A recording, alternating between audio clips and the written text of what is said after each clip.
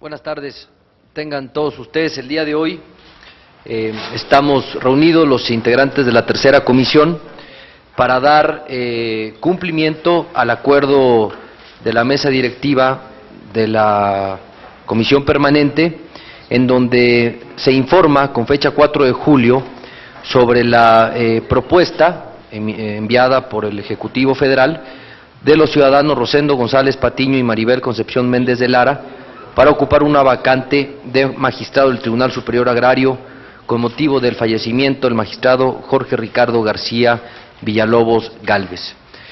Dando cumplimiento al oficio referido, esta comisión se establece en comparecencia para escuchar de ambas propuestas cuáles son sus objetivos, su punto de vista y sobre todo conocer su trayectoria profesional, y después, en sesión posterior, esta comisión tomará el acuerdo respectivo para someter a su consideración la votación de alguno de los dos a esta vacante presentada, por lo cual solicito la comparecencia del señor Rosendo González Patiño para que pueda acompañarnos a esta comisión y de esa manera poder escuchar su propuesta y en posterior escuchar a la licenciada Maribel Concepción Méndez de Lara, ambos en el referido sentido que he comentado.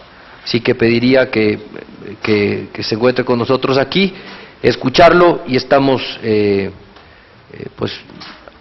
interesados en conocer cuál es su punto de vista. Buenas tardes. Hola, buenas tardes, muchas gracias.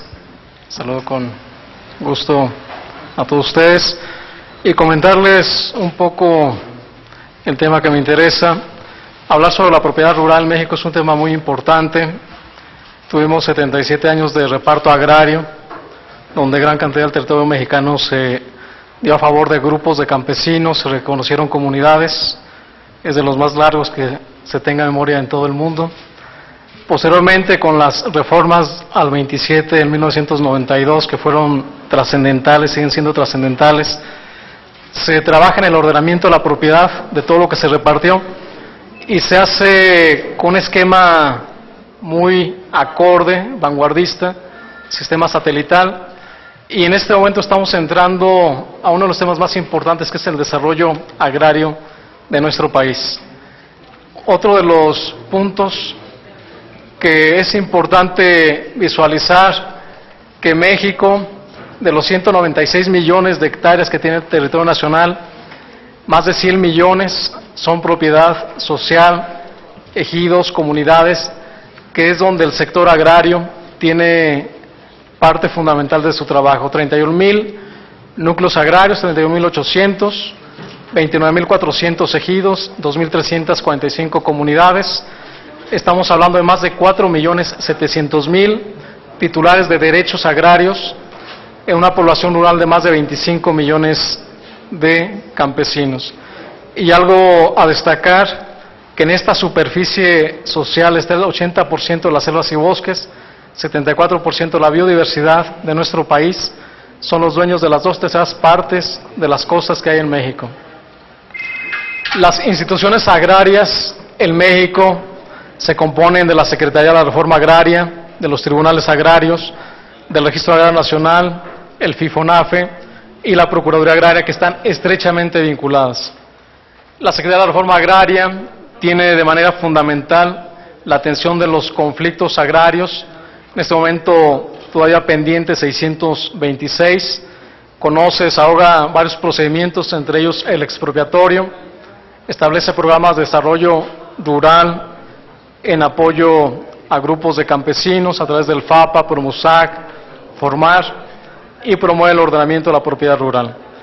El Registro Agrario Nacional, como órgano desconcentrado, es el encargado de resguardar toda la información agraria, ejidos, comunidades de la tenencia rural. Tiene un archivo de casi 45 kilómetros lineales, es el archivo más grande de México, el segundo en importancia. Expide documentos de todas las acciones registradas, da seguridad jurídica, proporciona asistencia técnica para trabajos de medición, trabaja en un programa de ordenamiento de la tenencia, de los ejidos pendientes, tiene una función catastral y un control geográfico muy importante en nuestro país. El FIFONAF es un fideicomiso público auxiliar del Poder Ejecutivo que en sus funciones es la de administrar los fondos ejidales comunales que determinen los ejidos y también ejercita acciones de reversión en expropiaciones que no han cumplido con la causa de utilidad pública. Procuraduría Agraria trabaja 4 ejes fundamentales: procuración de justicia agraria. Al año atiende más de 47,000 juicios en los tribunales agrarios, trabaja esquemas de conciliación, más de 25,000 conciliaciones. Hay un abogado de Procuraduría Agraria en cada uno de los 54 tribunales agrarios que hay en el país.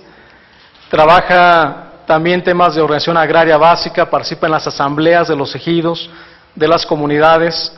Al año participa en más de 10,000 asambleas para cambios de órganos de representación y otras asambleas que tienen que ver con los bienes ejidales y comunales. En el ordenamiento de la propiedad es coadyuvante de la Secretaría de la Reforma Agraria, en esquemas de expropiación, en cambios de propiedad ejidal a propiedad privada. Trabaja también en la regulación de los ejidos pendientes, que todavía tenemos más de 2,000 que se están trabajando. Y en el desarrollo agrario acerca a los ejidos, a las comunidades con los programas gubernamentales. Y también señalar que ha trabajado un programa donde está buscando incorporar a los campesinos a los esquemas de productividad sin que tengan que vender su tierra, que sean parte de los proyectos de inversión. Ha logrado más de 3,000 proyectos de inversión en varios ejidos del país con inversiones superiores a los 115,000 millones de pesos, más de 13,000 millones a favor de los campesinos. Los tribunales agrarios, que es el tema central, como ustedes saben, órganos que están dotados de plena autonomía, de plena jurisdicción, son tribunales con una visión social muy importante, pedidos desde el Plan de Ayala por Emiliano Zapata, tribunales especiales del tema agrario y que tienen una connotación muy importante desde su origen, desde la integración de los mismos, que tiene que ser a través de la ratificación de la autorización del Senado, en este caso la Comisión Permanente, a propuesta del Ejecutivo, tanto los tribunales unitarios como el Tribunal Superior.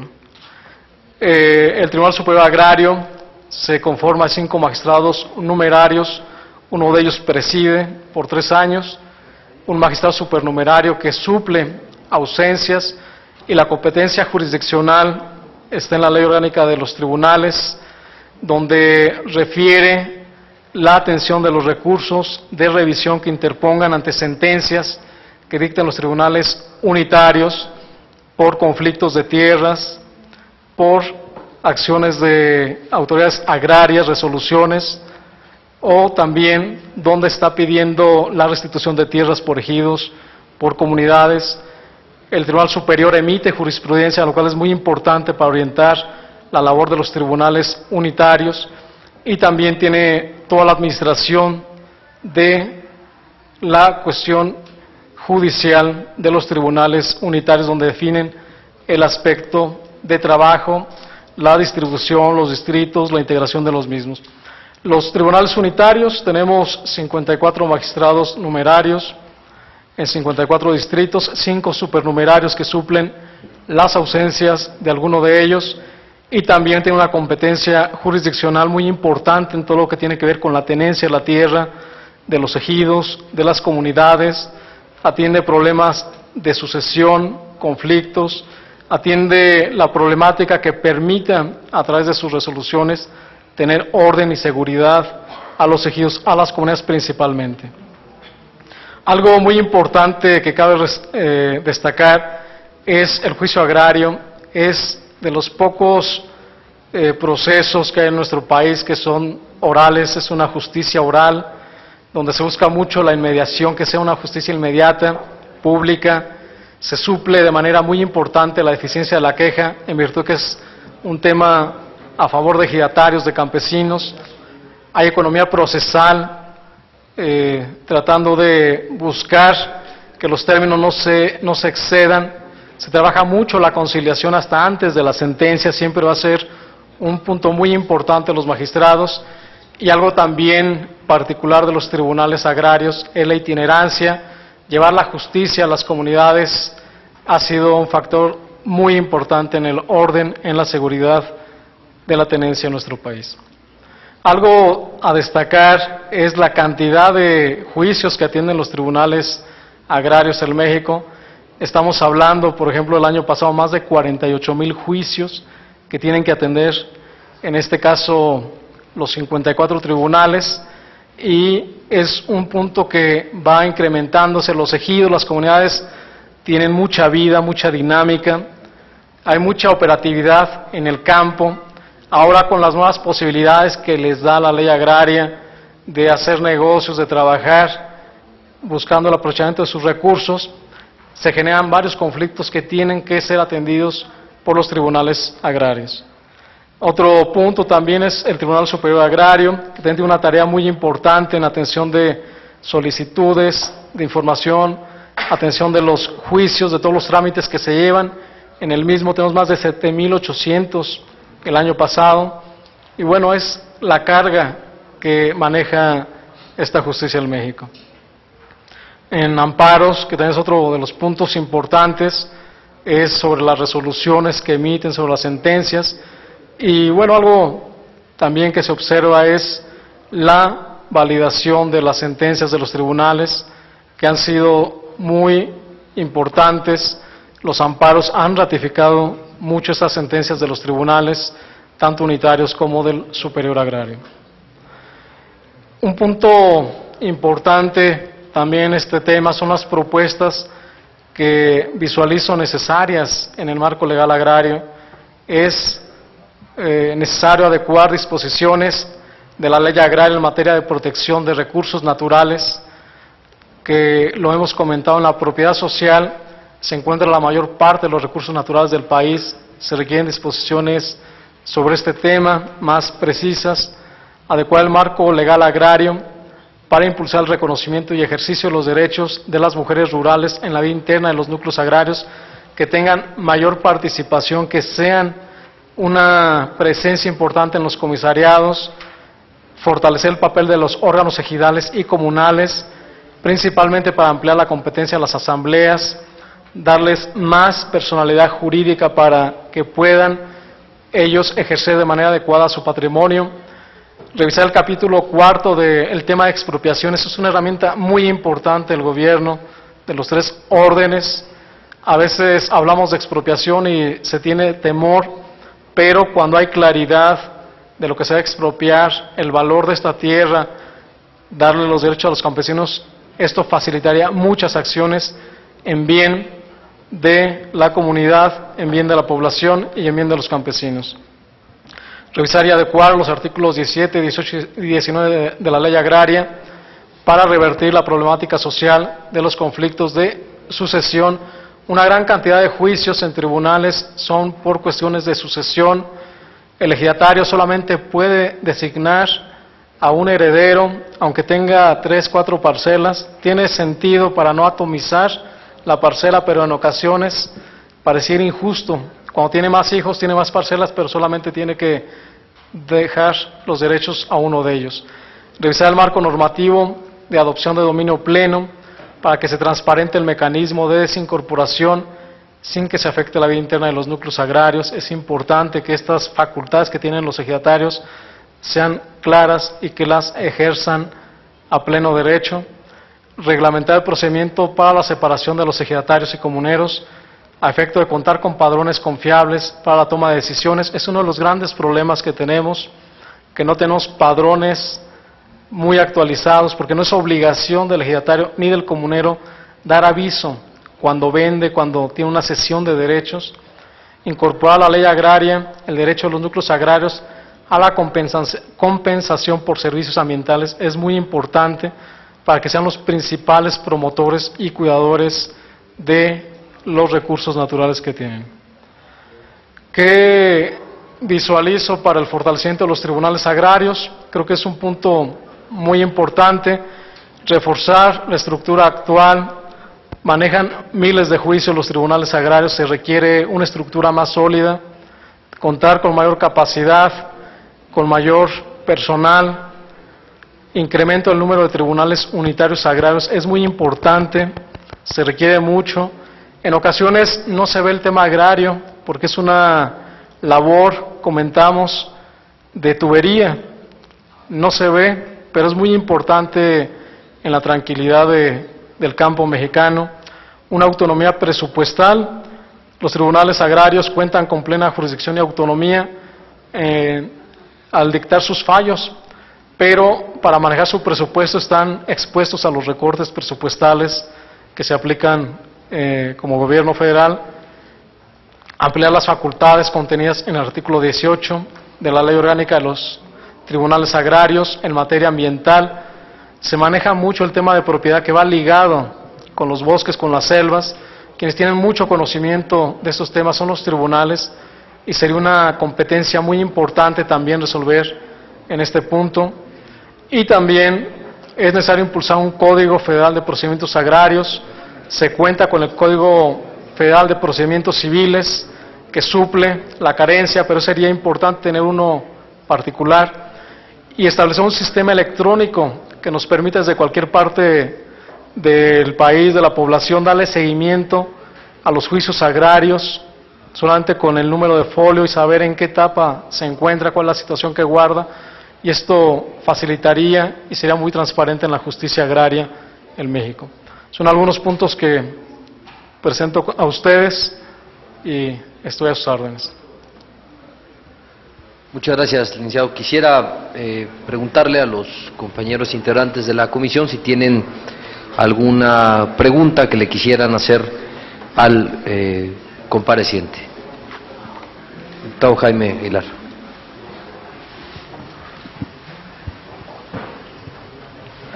Señor licenciado, yo quisiera hacerle algunas preguntas que parecieran extremadamente técnicas, pero que a mí, sin ser un especialista en la materia, me interesaría conocer cuál es su criterio para poder normar mi criterio a la hora de una votación. El primero, ¿cuál es el fundamento de la acción de nulidad de juicio concluido en materia agraria y el órgano competente para conocer de la misma? Así que me explique cómo opera tal figura jurídica en contra de qué tipo de actos procesales puede ejercitarse y, por último, qué medios de defensa existen para impugnar los diversos actos jurisdiccionales que se emiten en esta acción. Esa sería una pregunta y, si le parece bien, señor diputado, de una vez formularía la siguiente para ya no. ¿En qué consiste la acción de exclusión? ¿Cuál es el órgano competente para conocer de la misma? Y que me explique qué es competente y señala el fundamento para el trámite de la misma. Esas serían mis preguntas, señor licenciado. Gracias. Adelante, licenciado, por favor. Okay. Bien, referente al fundamento de la acción de nulidad, como ustedes saben, está dentro del proceso agrario, dentro de las competencias de los tribunales unitarios, para conocer acciones sobre reversión, sobre afectaciones de propiedad ejidal o comunal que pudiera generarse en los ejidos o en las comunidades. En la acción de exclusión de los órganos competentes hay un señalamiento por parte de la propia ley agraria sobre momentos en que se pueden excluir algunas autoridades sobre el conocimiento de determinados juicios, siempre y cuando haya algún señalamiento, impedimento que al magistrado, tanto de los tribunales unitarios como del Tribunal Superior Agrario, le impida participar de esa situación, de ese asunto que está ventilando en los mismos. ¿Algún legislador? Diputado Gerardo Sánchez. Sí, muchas gracias. Bueno, primero darle la bienvenida al licenciado Rosendo como procurador agrario, y obviamente es una gente que se ha desempeñado en el sector agrario desde hace mucho tiempo, desde el registro Agrario Nacional, en la Secretaría de la Reforma Agraria y más recientemente en la Procuraduría. Sin embargo, yo quisiera aprovechar para preguntarle, en base a la propia exposición que ha hecho el ponente, nuestro aspirante, en relación a al ejercicio de los derechos de las mujeres rurales. Es decir, el que tengan mayores derechos las mujeres rurales en la vida interna de los núcleos agrarios. ¿En qué consiste el que haya mayores derechos? ¿Cuál sería el propósito de que tuvieran mayores derechos las mujeres en los núcleos agrarios? Y desde luego, ¿qué ventajas tendríamos? Una. Y otra que también va íntimamente relacionada, el hecho de ampliar las atribuciones de los núcleos agrarios. ¿Cuál es el mismo propósito de hacerlo? Y en todo caso, si es para fortalecer a los núcleos agrarios, ¿qué ventajas tendríamos en la dinámica de la justicia agraria? Sobre todo en lo que corresponde, a mí me gustaría mucho, en lo que corresponde a la erradicación a que pueda ser como un acicate para detener la migración tan profunda que están viviendo hoy los núcleos agrarios en nuestro país. Claro. Bien, el tema referente al derecho de las mujeres rurales es muy importante, en especial en las comunidades indígenas que hay en nuestro país, en varias de ellas del sureste mexicano, donde en ocasiones observamos que varias, por alguna situación personal, son privadas de sus derechos por algún estatuto comunal, y en este caso lo que se pretende es de que tengan un respeto total a sus derechos agrarios. Muchas, por casarse con alguien ajeno a la comunidad, pierden sus derechos, de acuerdo a reglamentos internos que por supuesto no son válidos del todo, pero que sí aplican en algunas zonas de México. Y otro punto necesario es que la mujer tenga un papel más importante en el comisariado, en los órganos de representación de las comunidades, que se establezca una participación mínima de mujeres dentro de la Secretaría, como secretario, tesorero, como comisariado, como presidente de bienes comunales, lo cual ayudaría mucho y reconocería la labor de las mujeres. El derecho de las mujeres en los ejidos, en las comunidades, se ha incrementado de manera muy importante en estos últimos años a través de adquisiciones, de sucesiones, de reconocimiento. Es un punto muy importante que se establezca en la ley donde la mujer tenga una participación más clara, que haya una obligación de todos los comisariados de integrar a una mujer dentro de la misma estructura de autoridad de los mismos.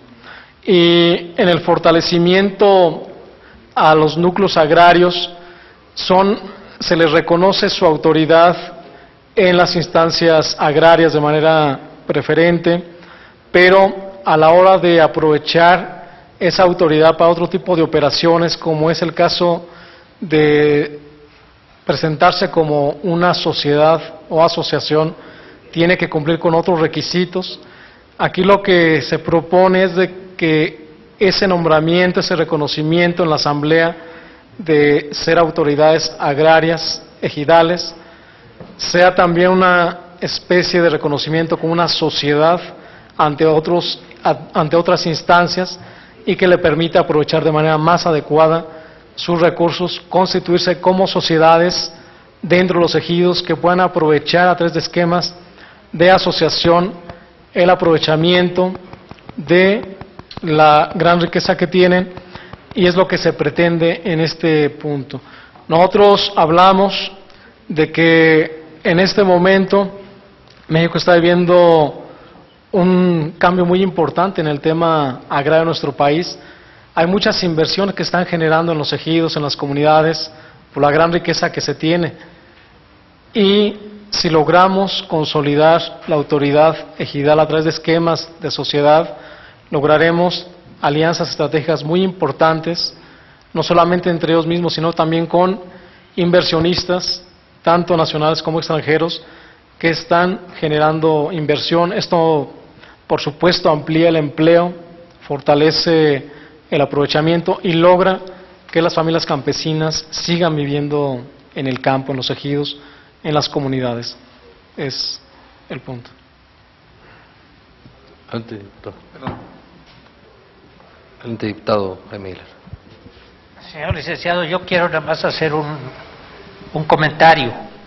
Cuando yo hablaba de la acción de exclusión, no hablaba de conflicto de intereses de un juzgador. Hablaba de la figura jurídica de exclusión de tierras de propiedad particular de los bienes que les fueron reconocidos y titulados a las comunidades agrarias. A eso me refería, no al conflicto de intereses de usted que aspira a ser juzgador en el máximo tribunal agrario. Me gustaría que me platicara sobre este tema que me parece que es controvertido aún desde el punto de vista de los juristas dedicados al derecho agrario, pero que creo que es importante aún en México.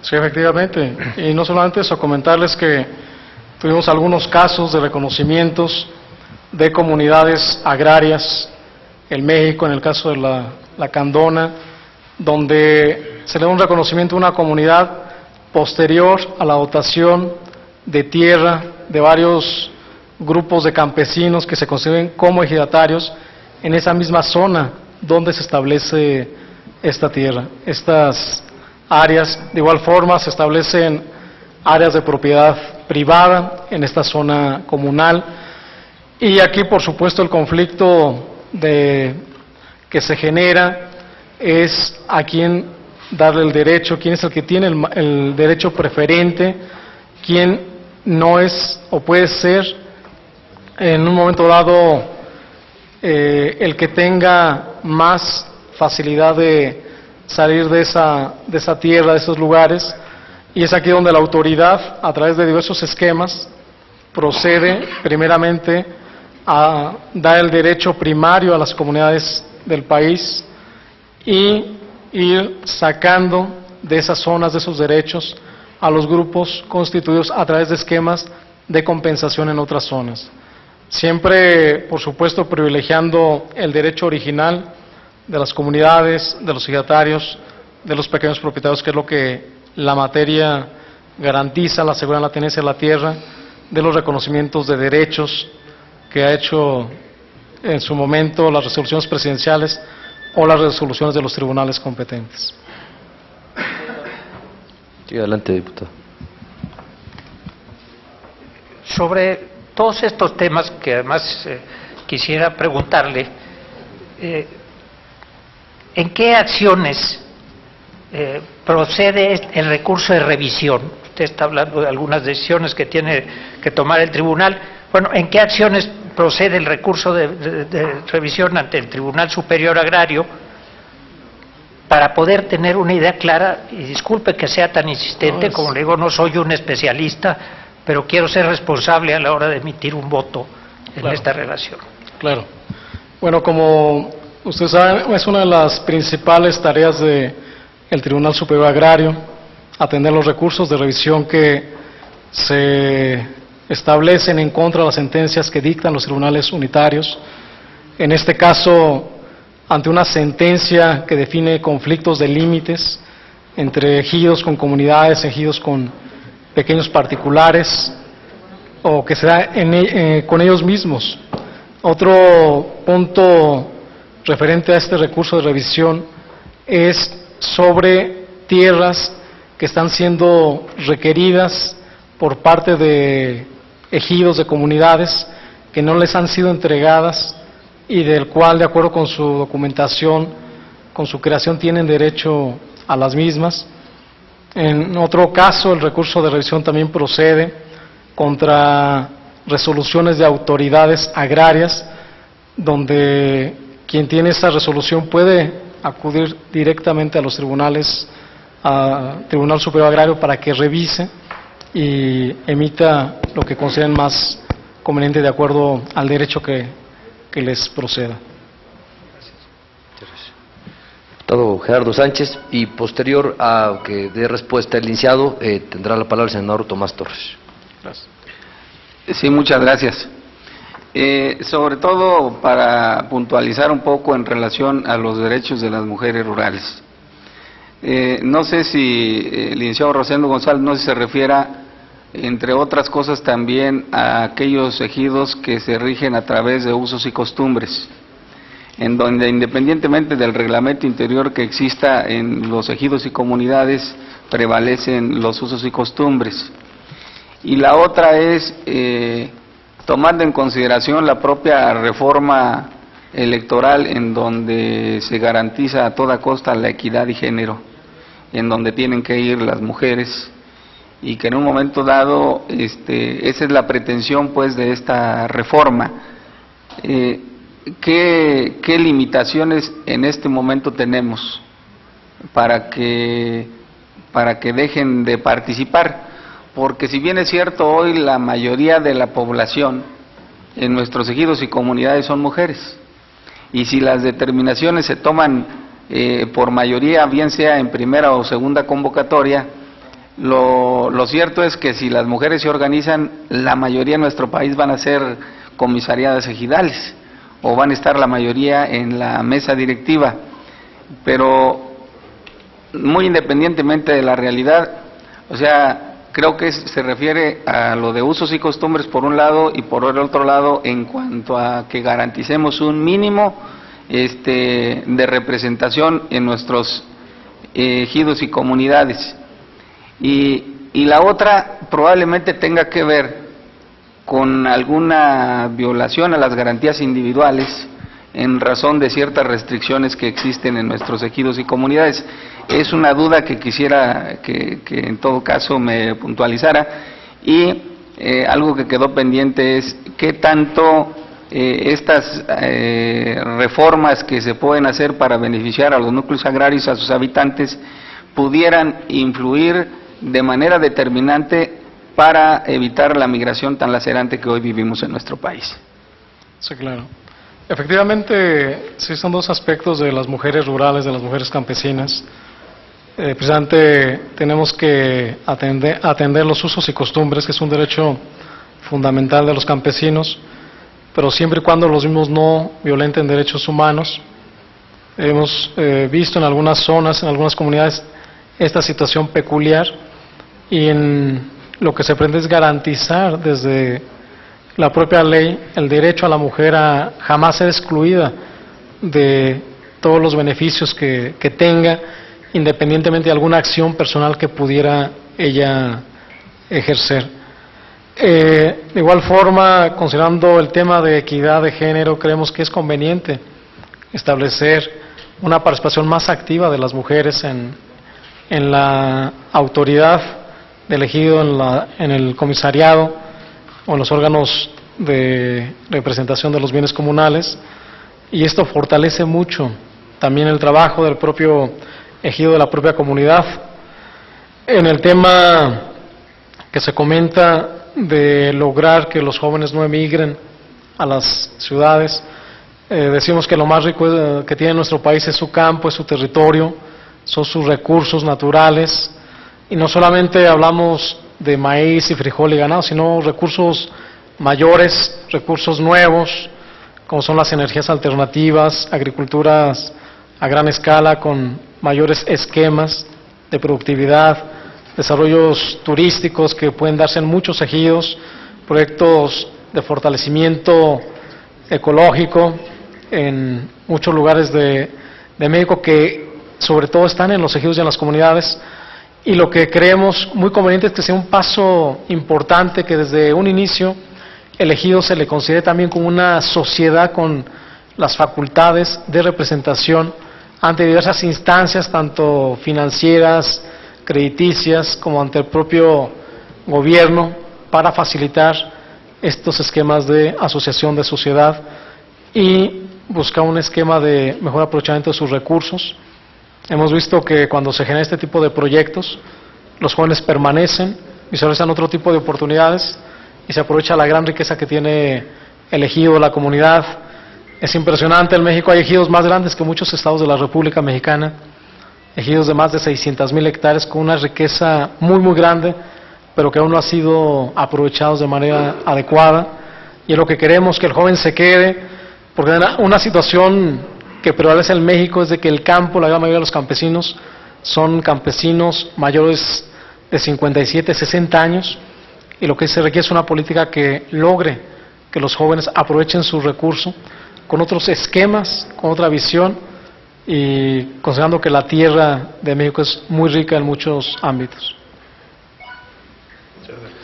Muchas gracias, licenciado senador. Tomás. Gracias, diputado. Yo quiero, licenciado Rosendo González, en nombre del Grupo Parlamentario del Partido Verde, darle la bienvenida. Gracias. Me parece que es la propuesta del titular del Ejecutivo Federal de suyo trascendente para cubrir una vacante en el Tribunal Superior de Justicia Agraria. Usted lo ha mencionado, este tribunal es de plena jurisdicción, con autonomía, producto de las reformas que le dieron un quiebre al 27 y al sistema de propiedad social y privada en este país, del artículo 27 de la Constitución Federal. A mí me han llamado la atención, y solo lo haré a modo de reflexión, algunas referencias suyas al abordar el aspecto relativo a usos y costumbres. Establece reglamentos internos que no son del todo válidos. En México hay derecho positivo no vigente, y no solamente para las comunidades indígenas, tenemos comunidades menonitas y otras formas de organización. Y en todo caso, lo que cobra una dimensión superior a esta práctica o a la costumbre es la tutela de los derechos humanos. Hay un gran tema en materia agraria y en materia de amparo que establecen la suplencia de la queja deficiente, o la suplencia de la queja, o la suplencia de la demanda. El asunto es cómo ponemos en dimensión los derechos si se trata de dos mujeres en una condición similar. Exacto. Ese es uno de los grandes temas, me parece. Yo creo que ha habido un gran esfuerzo en la materia agraria en este país, un gran avance. Sin embargo, a mí me llama mucho la atención. Tengo algunas inquietudes que puedo comentarlas a modo solo de historia, para la historia, o como anecdotario. Usted menciona que hay una radicación superior a 48,000 juicios ante los tribunales unitarios. Así es. Y citó que la Procuraduría Agraria atiende más de 47,000 en un ejercicio. Esto quiere decir que la representación en el ámbito privado es muy pequeña. Sin embargo, digo para la historia, y lo dejo allí, a mí me llamó la atención particularmente dos asuntos. Uno, Santa Úrsula, Coapa, en el Distrito Federal, y uno que no sé cómo haya concluido, en Tamaulipas. ¿Cómo es que los grandes despachos de este país, muy cercanos al poder, cuando los asuntos valen miles o cientos de millones de pesos, identifican esos asuntos? Dije para la historia.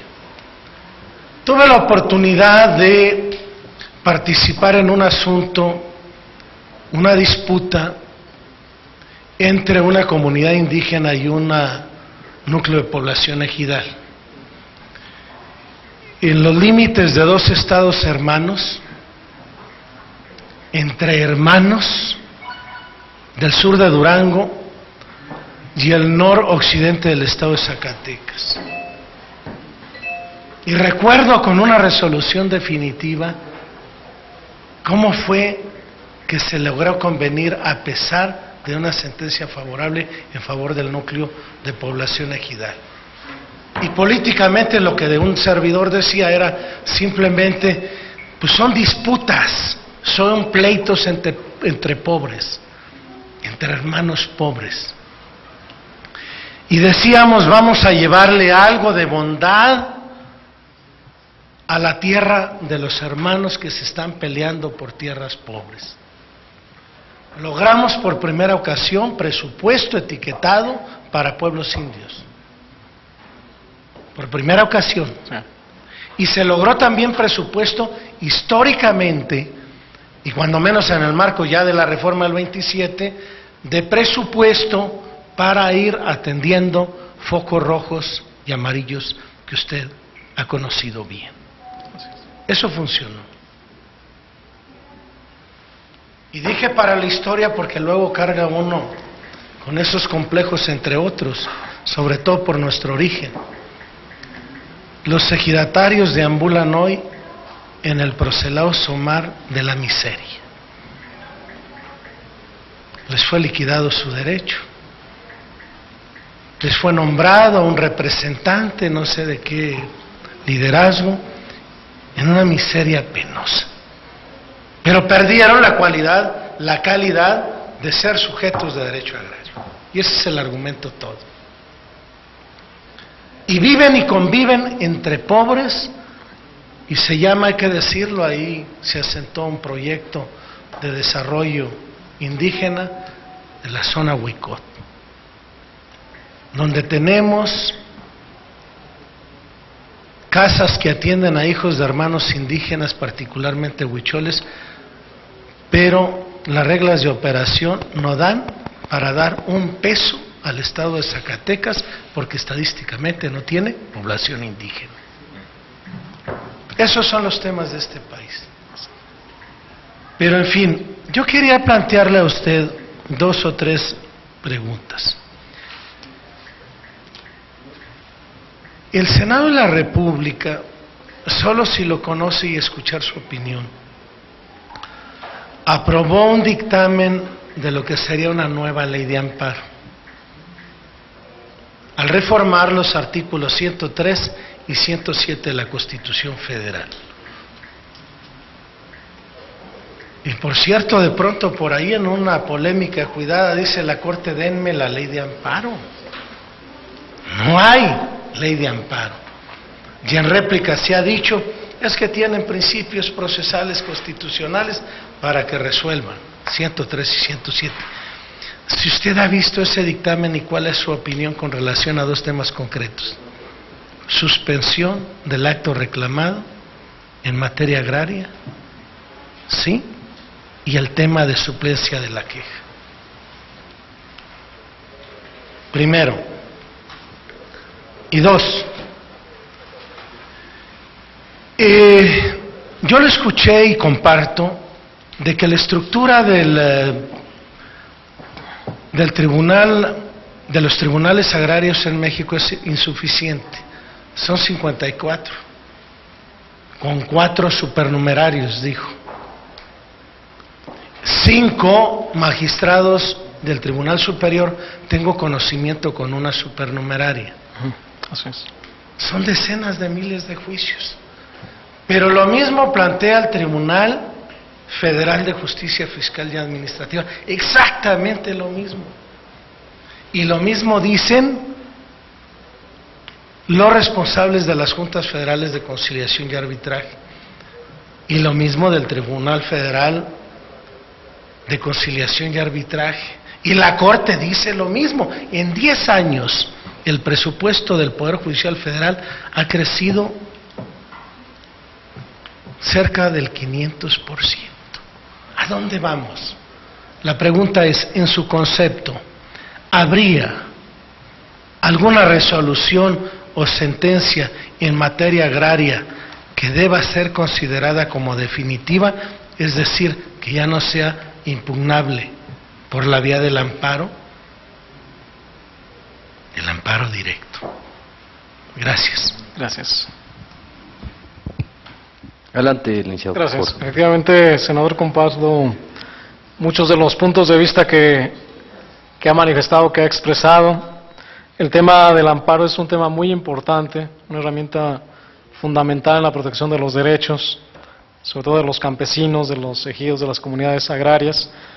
Y en ese caso, efectivamente, uno de los grandes temas es la suspensión de los actos reclamados ante un amparo, ante el ejercicio de alguna acción que se pretende.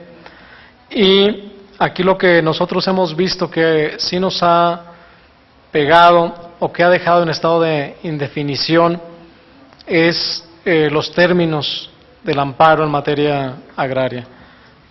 Cuando se puede perder este derecho de ampararse en este momento, ustedes saben que no hay término. En cualquier momento, cualquier campesino, hijo de campesino, nieto de algún campesino que se sienta o se sintió afectado por los derechos que tuvo, puede solicitar el amparo, puede solicitar, en este caso, la suspensión de un acto que está reclamando en cualquier tipo de acción, de obra, de proyecto, desarrollo, y por supuesto que sí genera cierta incertidumbre jurídica al tener esa posibilidad de varios lugares también que en su momento fueron ejidos y que ahora son propiedad privada en desarrollos urbanos, turísticos, o viceversa también que se puede generar en esta materia.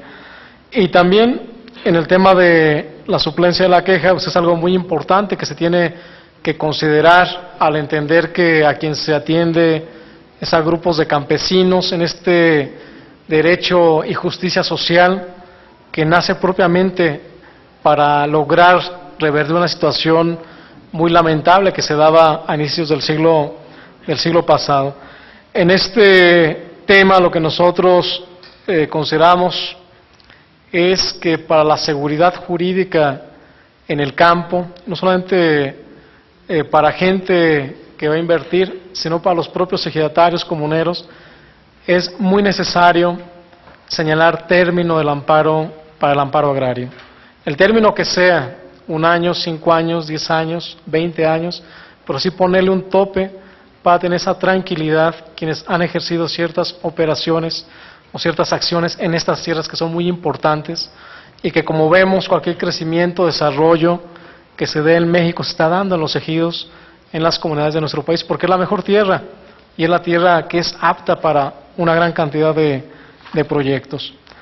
Y que la sentencia de los tribunales sea como última acción, como definitiva, creo que es necesario que continúe el amparo para esta tranquilidad, como se observa las sentencias tanto de los tribunales unitarios como las resoluciones del superior.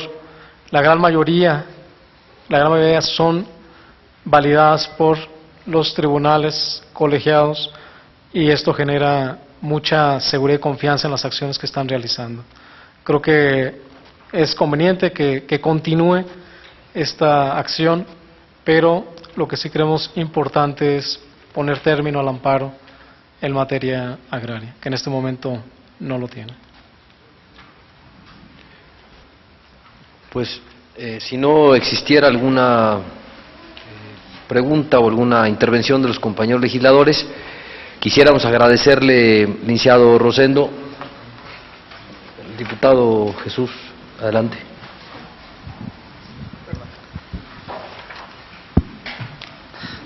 Gracias, señor diputado Lagos. Licenciado González Patiño, pensaba no intervenir y no formular ninguna pregunta, sin embargo, al escucharle por una parte y segundo ver su currícula, sí me decidí a formular una pregunta en 2 sentidos. La primera, observo que tiene antecedentes de carácter académico vinculado a una universidad, una institución académica que tiene que ver con la educación superior y también su paso por la cátedra al haber impartido algunas materias no vinculadas directamente al aspecto agrario, la materia agraria, pero finalmente tiene la experiencia. En ese sentido, mi planteamiento va en el sentido si, de acuerdo a su experiencia y al desarrollo que ha tenido la materia agraria, el conflicto agrario, el derecho agrario, se justifica, de acuerdo a los antecedentes que usted nos compartió en su exposición, la existencia por separado de una institución que se encarga de impartir justicia en materia agraria, de acuerdo al desarrollo histórico que también nos hizo favor de plantear y que tenemos muy claro, por una parte. Y por la otra, en el caso de recibir usted el nombramiento de magistrado del Tribunal Superior Agrario, ¿cómo resolvería usted un conflicto en el que tuviera como base una asamblea de formalidades que le llaman, o también una asamblea dura, en la que, como usted lo sabe, se requiere la presencia de un fedatario público. Observo también que tiene usted aquí antecedentes en la correduría pública, inclusive es aspirante. Recientemente se llevó a cabo una reforma a la legislación para que pudiera ser un fedatario público sin hacer la presión de notario público, como era el antecedente de la ley agraria, para testimoniar, para dar fe, como es la expresión correcta, de los acuerdos, de las decisiones que tome la Asamblea Ejidal. Parto de que, desde luego, usted conoce los alcances de esa figura extraña del corredor público, porque ni es un agente mediador, ni es un perito evaluador. Seguramente podrá ser, dado que se exige ser licenciado en Derecho, podrá ser un asesor jurídico, podrá participar en la constitución de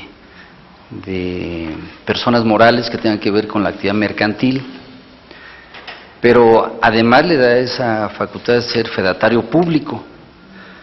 Conociendo usted, en su carácter ya de magistrado, la realización de una asamblea dura con la presencia de un corredor público, ¿usted resolvería a favor de haberse cumplido con las formalidades de esta asamblea ejidal para tomar sus decisiones que la ley establece? Ok. Sí, referente al tema de la justicia agraria, creo que es uno de los grandes aciertos en la reforma del 92, de muchos que se dieron, el establecimiento de tribunales agrarios. Es una justicia muy importante para los ejidatarios, los comuneros, los campesinos. Es extraordinaria por la agilidad, por la oralidad, la inmediatez, la itinerancia. Yo creo que es de los grandes tribunales que tenemos en México. Tal vez no se vean mucho, porque decimos el tema agrario sigue siendo un tema de tubería, pero ha sido muy importante en el orden de México. Sí, hemos visto en los últimos años una gran cantidad de conflictos han quedado superados, grandes conflictos, y esta vida dinámica que se da en los ejidos, en las comunidades, está siendo atendida de manera muy adecuada por estos órganos, por los tribunales agrarios. Que considero yo que es un gran acierto, es muy importante su fortalecimiento en nuestro país. Son instituciones que no hacen mucho ruido y logran mucho beneficio al campo de México. Y hay una gran aceptación de los ejidatarios, de los comuneros, sobre la gran mayoría de sus resoluciones. En el tema de un corredor público, en una asamblea dura, por supuesto el corredor público tiene algunas facultades, pero muy limitadas en el tema de la tenencia de la tierra, lo que tenga que ver con la propiedad, con el inmueble que va ligado al tema agrario. Y en caso de que interviniera un corredor público, aun y cuando tenga esa característica de fedatario, yo, en mi caso, estaría en contra de la participación del corredor público, por esa situación de que no puede intervenir en temas que tengan que ver con la propiedad, llámese propiedad privada o propiedad social, y más en este tipo de asambleas que tienen que ver con la modificación de la tenencia de la tierra ejidal o comunal. Muchas gracias, pues. Muchas gracias, licenciado. Agradecemos su participación el día de hoy con nosotros para poder escuchar sus planteamientos, y como lo señalé en un principio, los integrantes de la mesa directiva y la comisión en su momento darán cumplimiento a lo relativo al acuerdo. Mas, sin embargo, la participación de usted el día de hoy es muy importante para dar curso a la solicitud o a la propuesta que envió el Ejecutivo y que esta comisión recibió mediante oficio de la mesa directiva. Muchas gracias por estar con nosotros. Gracias a todos y buenas tardes. Gracias.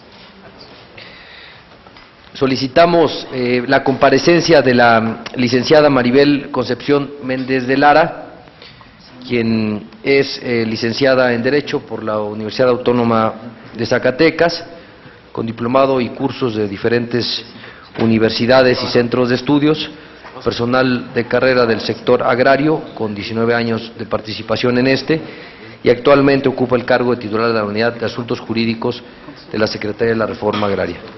Bienvenida, licenciada. Buenas tardes. Muchas gracias, señor presidente.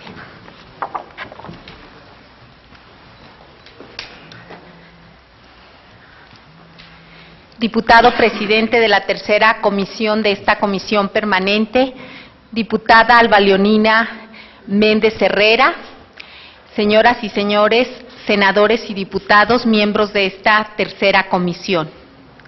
Como parte del proceso establecido en la Ley Orgánica de los Tribunales Agrarios para la aprobación por la Comisión Permanente de los Magistrados de los Tribunales Agrarios, con todo respeto, acudo ante ustedes.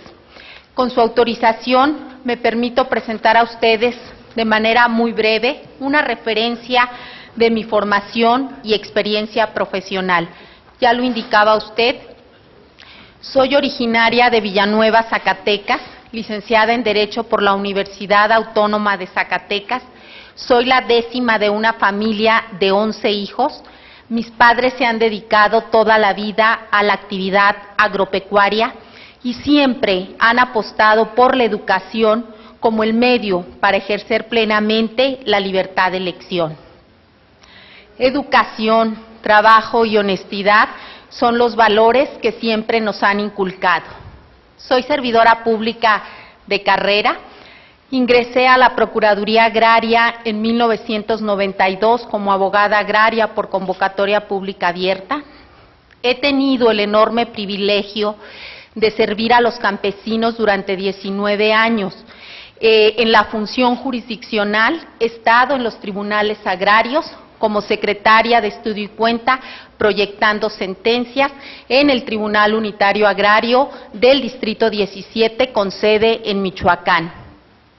De igual forma, en el ámbito administrativo, participé en el Cuerpo Consultivo Agrario, órgano colegiado que le tocó, por virtud de la reforma al artículo 27 constitucional, poner en estado de resolución los expedientes agrarios que se encontraban en trámite el 6 de enero de 1992.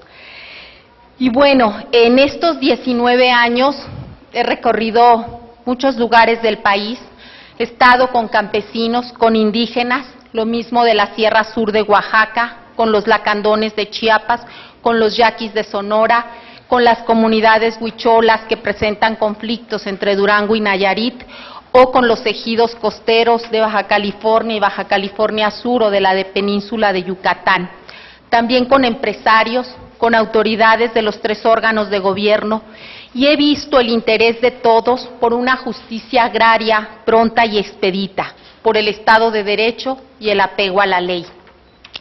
La justicia agraria lo mismo impacta en la producción agropecuaria, en la diversificación de las actividades rurales como la minería, el ecoturismo, en el cuidado del medio ambiente. Nadie cuida lo que no está claramente definido, los derechos de propiedad. También influye en la atracción de la inversión para dar certeza jurídica y en la competitividad del país. En el siglo XXI, ustedes lo he escuchado de muchos de ustedes, el campo está en el centro de la agenda. Habitan en él 26 millones de mexicanos, que representan el 23% de la población nacional y solo aportan al Producto Interno Bruto el 4%.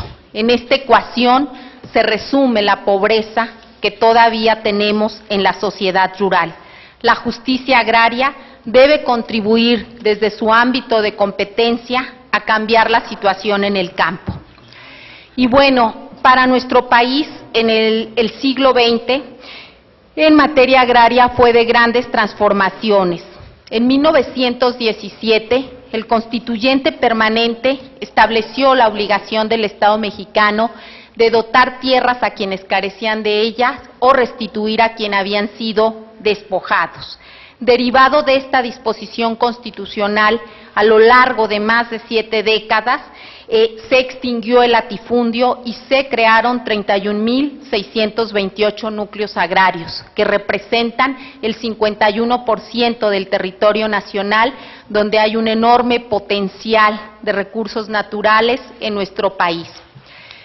Del 17 nos trasladamos hasta 1992. otra reforma de gran envergadura. Reconociendo los límites jurídicos y sociales, se da fin al reparto agrario. Se reconoce plenamente la propiedad de ejidos y comunidades.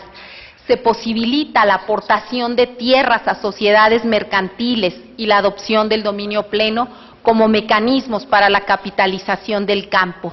Hay algo que subyace en estas reformas. El ejido y la comunidad tienen el papel protagónico y tienen el carácter de sujetos y no de objetos de la actuación de las instituciones.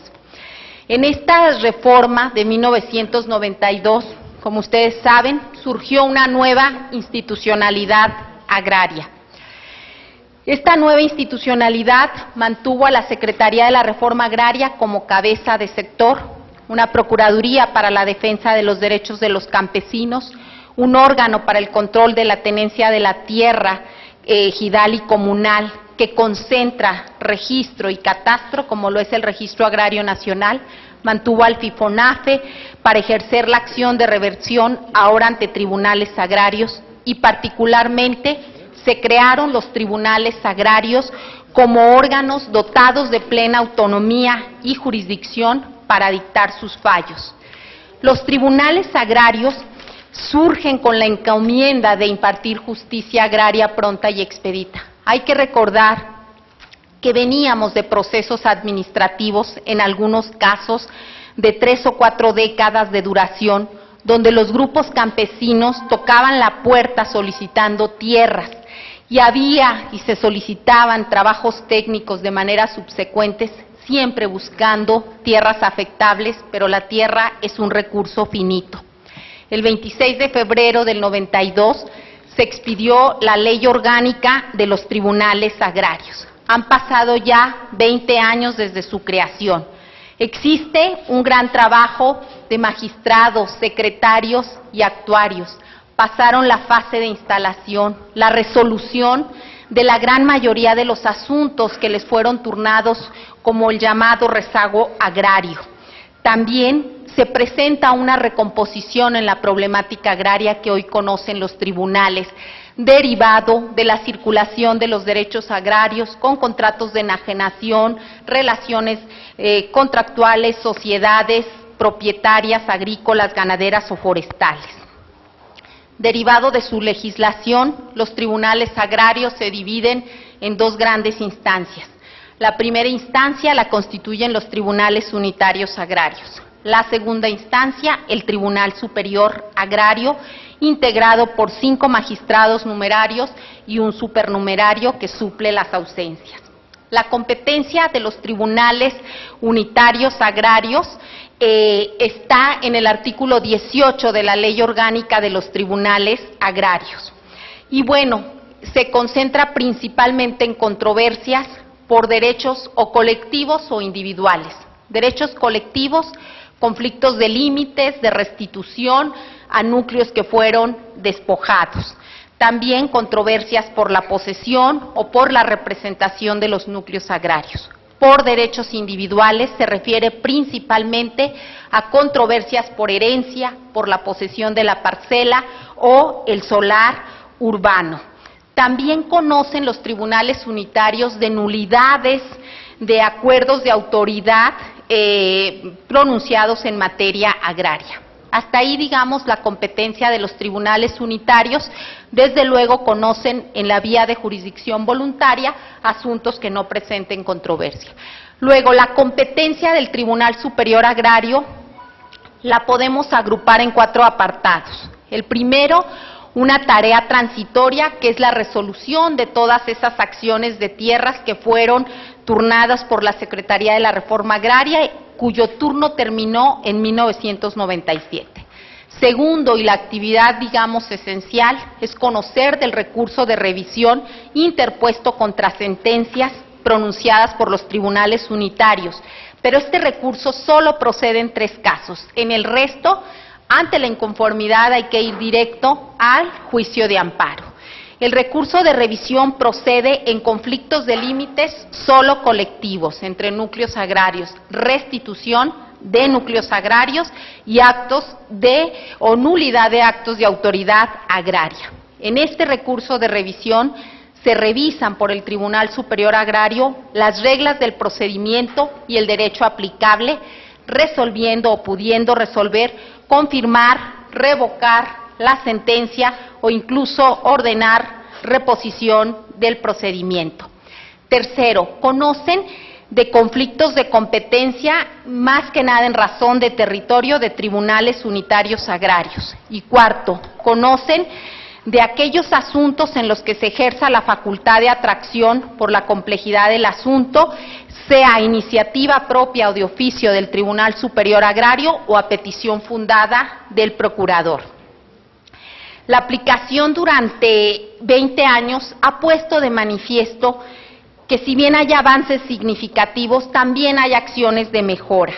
De ser designada magistrada del Tribunal Superior Agrario como parte del Pleno de dicho órgano, promoveré las siguientes acciones de mejora para la justicia agraria. La primera, celeridad en los juicios agrarios. La mayor demanda de los ciudadanos es una justicia pronta y expedita.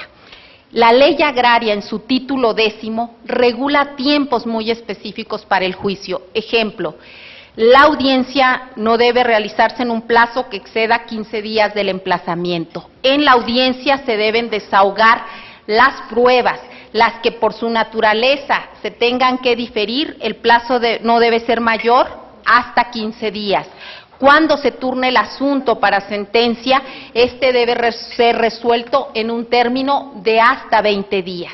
El recurso de revisión previa admisión y vista a las partes, el Tribunal Superior Agrario tiene 10 días para su resolución. Respetar estos términos legales debe ser prioridad de los juzgadores a fin de cumplir con el mandato constitucional de justicia pronta y expedita. La segunda propuesta es privilegiar de manera especial la conciliación como medio para la solución de conflictos. Las controversias agrarias son asuntos entre vecinos, entre familiares, muchas veces ancestrales. Más de una generación ha luchado por la tierra. Y hay algo importante, las soluciones que se den deben ser duraderas, de largo plazo y permanentes, para evitar el resurgimiento del conflicto de manera cíclica. Por eso, la conciliación que fue prevista por el legislador en materia agraria durante el juicio y aún después, debe ser una opción desde mi punto de vista que se proponga, se promueva y se facilite a las partes en cumplimiento a lo dispuesto por los artículos 185 y 191 de la Ley Agraria. La conciliación tendría muchos beneficios sociales. Por ejemplo, en una conciliación todos ceden algo y todos ganan algo. No hay una situación o una resolución dicotómica de un ganador y un perdedor. En el campo requerimos conciliar en la mayoría de los juicios agrarios. La tercera propuesta es complementar el sistema de medición del desempeño de magistrados agrarios, que distinga por cada tribunal unitario el tipo de controversias por mayor recurrencia, saber dónde está el mayor número de conflictos por derechos colectivos, dónde por individuales. Un dato que llama la atención es el alto número de asuntos de sucesión en materia agraria que pudieran atenderse o en la esfera administrativa preventiva o con un juicio sumario en materia agraria. También en este sistema propuesto de medición del desempeño, identificar aspectos cualitativos, además de los cuantitativos y vacíos de la legislación. Este sistema permitiría incluso aportar mayores elementos al Senado de la República para la evaluación de magistrados que se realiza a los 6 años de la designación. La cuarta propuesta es garantizar el apoyo de intérpretes en juicios agrarios donde participe población indígena. Comentar a ustedes, de los más de 31,000 núcleos agrarios, casi 8,000 tienen población indígena. Es importante considerar en la resolución de sus controversias lo dispuesto por el Convenio 169 de la Organización Internacional del Trabajo, la Declaración de Derechos Indígenas del Programa de las Naciones Unidas, las directrices mundiales en materia de tenencia de la tierra y garantizar la presencia de traductores prevista en el artículo 164 de la ley. Otra propuesta es ampliar la cobertura de la justicia agraria itinerante. La ley establece, y su reglamento de los tribunales agrarios, que debe haber justicia itinerante en forma trimestral en los lugares y las zonas que más lo requieran. A veces, por ejemplo, hay 100 asuntos de un mismo núcleo agrario que pudiera acudirse a una itinerancia y el magistrado está facultado para previa audiencia, si hubiere todos los elementos probatorios suficientes, dictar resolución en esa misma fecha. También proponer al Pleno excepcionalmente atraer asuntos que por su complejidad deban ser resueltos por el Tribunal Superior Agrario. La séptima y última propuesta es revisar los asuntos en tribunales agrarios que 20 años después tienen que ver con una aplicación de la Ley Federal de Reforma Agraria. Es importante ir cerrando esa transición agraria que se abrió desde 1992. Señoras y señores legisladores, de contar con el voto favorable de ustedes en esta comisión y de ser ratificado por el Pleno de la Comisión Permanente, me comprometo a trabajar por una justicia agraria pronta y expedita, con imparcialidad, cuya única guía sea el apego a la ley. Los campesinos demandan una respuesta apegada a derecho, una justicia que los haga más libres, con una visión actual, sí viéndolos como una organización social, pero también como una organización económica con gran potencial y con una perspectiva global, pues las normas internacionales cada día más se internalizan en los sistemas jurídicos nacionales. Y los campesinos también siempre expresan que la justicia agraria sea parte de un todo, de una política de Estado que fortalezca sus derechos de propiedad y que contribuya a la competitividad del país. Muchas gracias por el tiempo que me han concedido y estoy a sus órdenes para cualquier comentario o pregunta que tengan a bien hacerme. Muchas gracias, licenciada. Han solicitado intervenir los diputados Jesús Rodríguez, el diputado Gerardo Sánchez y el senador Tomás Torres. Cedo la palabra al diputado Jesús Rodríguez.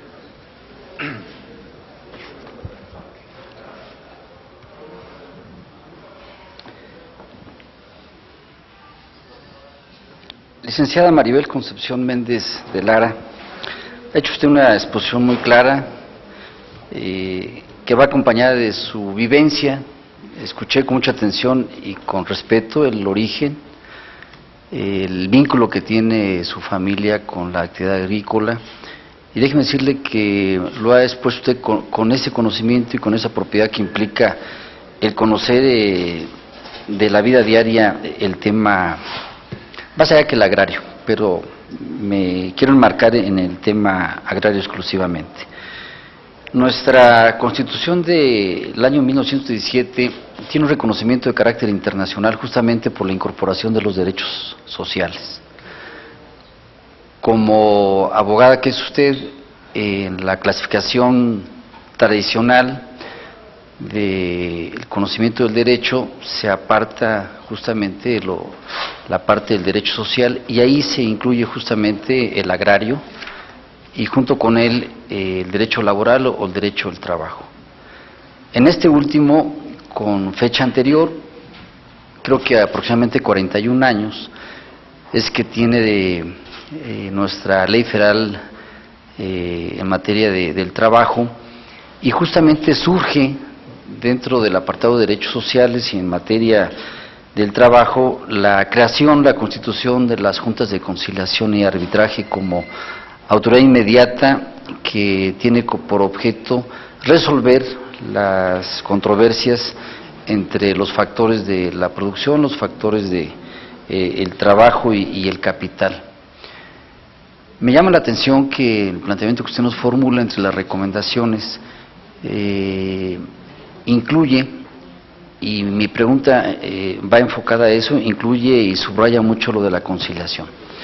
Quiero en primer lugar que me haga favor usted de expresar su punto de vista respecto de la pertinencia de los resultados que ha tenido a la fecha, en primer término, desde luego, la reforma al artículo 27 constitucional, y junto con esta reforma la aprobación, la creación de la ley orgánica del Tribunal Agrario. ¿Cuál es su punto de vista, repito, respecto de esta modificación y en consecuencia de la publicación de la vigencia de la ley orgánica que data del año de 1992 por una parte? Y por la otra, producto de la experiencia, el conocimiento que tiene usted en el tema, que no es menor, me llama la atención, y es mi segunda pregunta de manera muy concreta, ¿qué opinión le merece el que se lleve a cabo una reforma a la ley a efecto de que todo este tipo de juicios que usted expresaba con mucho conocimiento y que no son poco frecuentes, sino que se incrementan? Me refiero a los juicios que le llaman algunos preparatorios o de jurisdicción voluntaria, que también en ocasiones se les llama, y que, repito, no son pocos los que se presentan ante los órganos de justicia agraria. ¿Qué opinión le merece el hecho de que se reforme la ley a efecto de que estos juicios de jurisdicción voluntaria puedan alternativamente presentarse, como lo hacen a la fecha, ante el órgano correspondiente en materia agraria o ante fedatario público? Muchas gracias. Adelante, licenciada. Gracias. Diputado, efectivamente, nuestra Constitución y toda la experiencia en materia agraria es motivo de reconocimiento internacional. Hace un corto tiempo en la FAO se aprobaron las directrices mundiales en materia de tenencia de la tierra y México aportó bastante en el tema solución de conflictos, registro de derechos de propiedad, solución de conflictos y también en el de sociedades entre inversionistas y grupos campesinos. Y bueno, sí insisto en la conciliación y bueno, hay que señalarlo.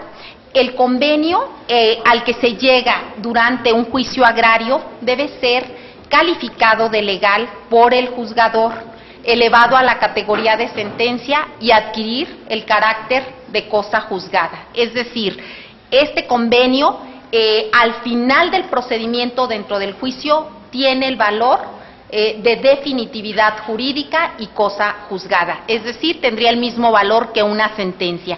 Sí quiero insistir en la conciliación, le comento por qué. Separando los tipos de derechos que se someten a controversia en los tribunales agrarios. Por ejemplo, la herencia de los derechos parcelarios, a veces la ley dice que cuando el titular no hace un testamento o lista de sucesores, estos se deben asignar conforme un orden de preferencia. Está el cónyuge, la concubina o concubinario y luego los hijos. Generalmente se presentan controversias entre los hijos y la propuesta que incluso viene inmersa en la ley agraria es que los hijos traten de ponerse de acuerdo y definan dentro de ellos, como el derecho agrario es indivisible, esa calidad agraria, definan entre ellos quién se queda con el derecho. Y solo a falta de acuerdo, el tribunal remate esos derechos agrarios y distribuya los recursos entre los herederos. Por ejemplo, para estos asuntos entre familiares resulta fundamental la conciliación. Ahora, en derechos colectivos, ¿qué nos ha tocado ver? Mire, hay, por ejemplo, solicitudes de reconocimiento de titulación de bienes comunales de hace 40, 50 años y efectivamente ha habido una y otra sentencia, pero estas han sido impugnadas y nunca han adquirido el carácter de cosa juzgada. Entonces, quizá sea más viable buscar la conciliación entre las partes, donde ambas se dan algo y, como le decía, este convenio sea ratificado ante los tribunales, calificado de legal. Pero también, donde no es posible llegar a un acuerdo, La litis está planteada ante el magistrado, ante el juzgador, y que se resuelva conforme a derecho, y el ciudadano que considere que no se satisfacen sus derechos los impugne, digamos, en la vía y forma que estime procedente. Comentaba usted a 20 años de la reforma constitucional, cómo se ve la evolución de los tribunales agrarios. Bueno, creemos que fue un gran paso, porque hasta 1992, digamos que los asuntos eran trabajados y atendidos en la esfera administrativa, incluso biinstancial. El gobernador del estado era autoridad, la segunda instancia era la Secretaría de la Reforma Agraria con resolución del presidente de la República. Entonces, haber pasado de la esfera administrativa a la esfera jurisdiccional la solución de los temas agrarios, creemos que es un gran avance. Que sí, los campesinos insisten, yo los he escuchado, en los tiempos de los juicios. Esa parte preocupa. Los campesinos, a mí me asombra siempre, más que una respuesta positiva, piden una respuesta oportuna, clara, que defina bien quién tiene el mejor derecho. Sobre las jurisdicciones voluntarias que usted comenta, en realidad las que se presentan ante tribunales agrarios tienen que ver básicamente con declaraciones que estos tienen que emitir en asuntos no controvertidos, ¿verdad? Y que sí, no hay facultad en la esfera administrativa para reconocer ese derecho. Perdón por referirme nuevamente para el tema de la sucesión, pero por ejemplo, la esposa o el esposo que son herederos de un derecho agrario y no hay lista de sucesor, sí requieren ir en jurisdicción voluntaria también, cuando no hay conflicto, al tribunal agrario a que se les dé ese reconocimiento, ¿verdad? Entonces, sí también señalar pues que son 20 años de la reforma constitucional y sí hay que vislumbrar y revisar los grandes temas que se plantearon ahí: la justicia agraria, la certeza jurídica en los derechos de propiedad y la capitalización del campo, que fueron algunos de los ejes ahí indicados, ¿verdad? Gracias, diputado, al contrario. Muchas gracias. Tiene la palabra el diputado Gerardo Sánchez. Muchas gracias. Bueno, felicitar también a la licenciada Maribel Méndez por su extraordinaria presentación que hizo. Tengo yo el gusto de conocerle desde hace mucho tiempo en el servicio público y en diferentes instituciones, y creo que en la oportunidad que hoy tenemos nosotros los legisladores de contar con este intercambio de opinión es muy importante, sobre todo para la ratificación de la propuesta que el presidente de la República está enviando a la Comisión Permanente. Yo en principio quiero felicitar la exposición y reconocer el trabajo profesional y la capacidad también que siempre te han distinguido.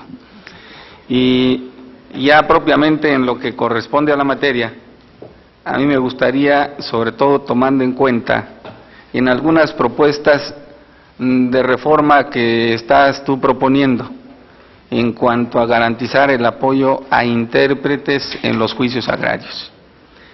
¿Qué organismo está obligado a proporcionar intérpretes y traductores para asistir a los campesinos indígenas en los procesos jurisdiccionales agrarios? La primera. Sí. La segunda es aquella que se refiere a, o que se señala en el artículo 27 constitucional en su fracción 9 de la Constitución Política, donde establece la creación de los tribunales agrarios y que no contempla que sus sentencias sean revisadas por el Poder Judicial de la Federación. Sus sentencias deberían ser definitivas e inatacables. Entonces, ¿por qué en este caso es procedente el juicio de amparo? Y una tercera que va relacionada con otros recursos alternativos, si podemos comentarlo, de carácter administrativo. Es decir, aquellas acciones preventivas con las cuales hoy las instituciones agrarias cuentan para resolver los conflictos agrarios o para evitar que en un momento dado pudiera existir controversia en justicia agraria?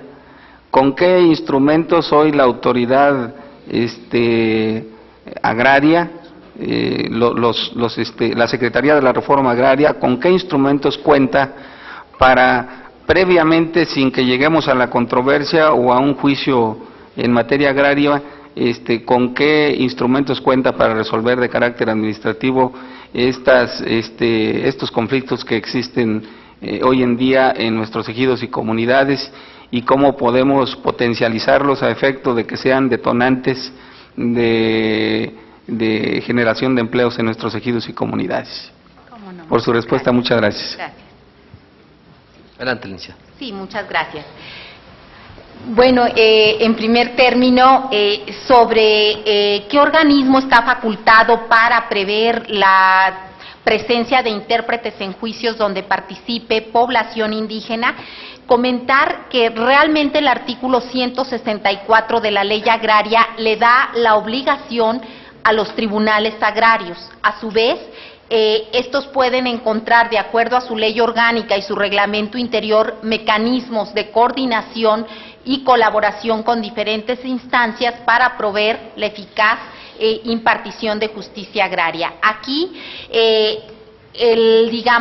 el convenio o la necesidad de colaboración natural es con la Comisión para el Desarrollo de los Pueblos Indígenas, que además, por virtud de la Declaración de Pueblos Indígenas suscrita en la ONU, donde México también fue participante, pues también está previsto que en los juicios agrarios donde participen o en cualquier otro juicio haya intérpretes. Aquí la propuesta concreta sería suscribir el convenio entre tribunales agrarios y la Comisión para el Desarrollo de los Pueblos Indígenas. Desde luego, la Procuraduría Agraria también es una institución coadyuvante, porque hay que decirlo, conforme las estadísticas, está presente en el 85% de los juicios que se desahogan ante tribunales agrarios como defensor de alguna de las partes. Entonces, podría ahí encontrarse el mecanismo perfectamente para dar cumplimiento.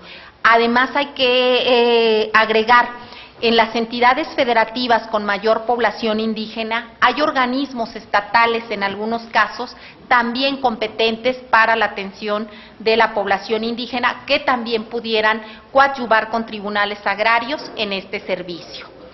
Y bueno, la pregunta 2, que me parece por demás relevante, es sobre la definitividad de las sentencias que pronuncian los tribunales agrarios. Bueno, efectivamente, la fracción 19 del artículo 27 dice que son órganos dotados de plena autonomía y jurisdicción para dictar sus fallos. Sin embargo, la ley agraria sí establece que las sentencias pronunciadas en asuntos que no admiten recurso de revisión ante el Tribunal Superior Agrario sí pueden ser, impugnadas a través del juicio de amparo. Y a su vez, aquí tenemos un vacío, porque la ley agraria y la ley orgánica, particularmente la ley orgánica de los tribunales agrarios, establece que estos dictarán jurisprudencia. Sin embargo, como sus sentencias son revisadas por el Poder Judicial de la Federación, realmente la jurisprudencia en materia agraria la está dictando el Poder Judicial de la Federación. Y aquí aprovecho también para comentar a ustedes un tema de la mayor importancia, competencia del Poder Legislativo.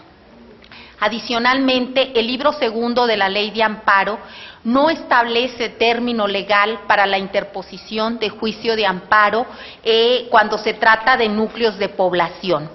Esta disposición tenía mucho sentido en el reparto agrario, porque todos aquellos que solicitaban tierra y les era negada podían acudir en cualquier momento vía juicio de amparo.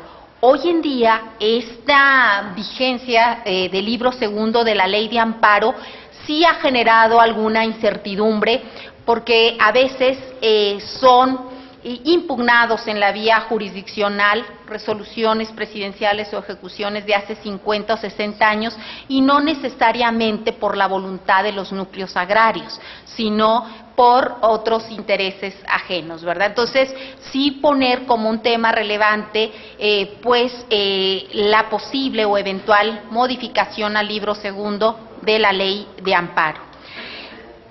Luego, diputado, comenta, bueno, pues las acciones preventivas con que cuentan las instituciones agrarias, o lo mismo para generar el desarrollo económico, o lo mismo para ser preventivas o solucionarse ante estos conflictos.